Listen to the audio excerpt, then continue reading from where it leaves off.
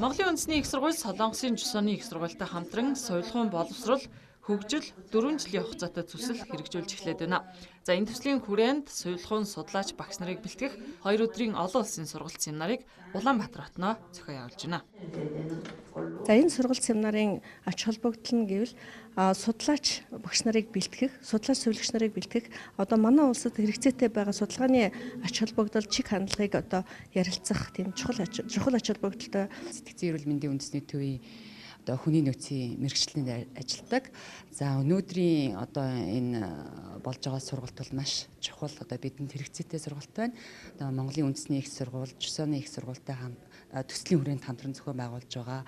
За судалгааны арга зүй ба статистик сургалт, сэдвтэй сургалт маань бол одоо совилогч тусгай мэрэгчлэнүүдийн одоо судлаач багш нарыг бэлтгэхэд одоо чухал суурь сургалт болж байна. доктор хамгаалал явсооны 정말 성실성을 보여주시고